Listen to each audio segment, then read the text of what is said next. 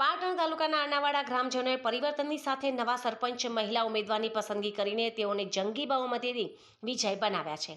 ત્યારે પાટણના અનાવાડા ગામના સરપંચ તરીકે ગુંગીબેન કુંવરસીભાઈ ભરવાડ 224 મતોથી વિજય હાંસલ કરતા તેઓના ટેકેદારો, સમર્થકો અને સભ્યોમાં અનેરી ખુશીની લહેરી પ્રસરી જવા પામી હતી અને તેઓને અબીલ ગુલાલની છોડો વચ્ચે અને ફુલહાર દ્વારા વધાવી લીધા હતા અને અનાવાડા ગામમાં પરિવર્તનની સાથે નવા સરપંચની નિમણૂક કરવામાં આવતા કુંવરસિંહ ભરવાડે ગ્રામજનોને જંગી બહુમતીથી સરપંચ તરીકે વિજય બનાવવા બદલ તમામ સમાજનો આભાર વ્યક્ત કરી અનાવાડા ગામના અધૂરા વિકાસના કામોને વેગ આપવાની સાથે અનાવાડા ગ્રામજનોની સેવા રાજા બનીને નહીં પરંતુ એક સાચા સેવક બનીને સેવા કરવાનું જણાવ્યું હતું અને સરકારની વિવિધ યોજનાઓ ગ્રામજનો સુધી પહોંચે તે દિશામાં પ્રયત્નો કરવાનું જણાવી ઘર વિહોણા લોકોને સરકાર દ્વારા મફત ગાળા પ્લોટો મળે તે દિશામાં અગ્રિમતા આપવાનું પણ તેઓએ જણાવ્યું હતું। ગામના નાગરિકોએ મને બહુ જંગી મતોથી જીતાડી અને વિજય અપાઈ છે તે ગામના નાગરિકો માટે હું સારા વિકાસના કાર્ય કરવા માગું છું અને એમનો સેવક બનીને રહેવા માગું છું।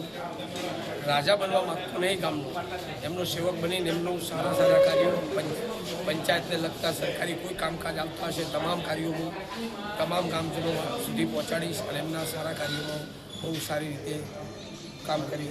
ગામના કયા વિકાસના કામોને પ્રાધાન્ય આપશો તમે ચૂંટાયા બાદ? ગામના વિકાસમાં રોડ, રસ્તા, ગટર, પાણીની પાઇપલાઇન, કોઈને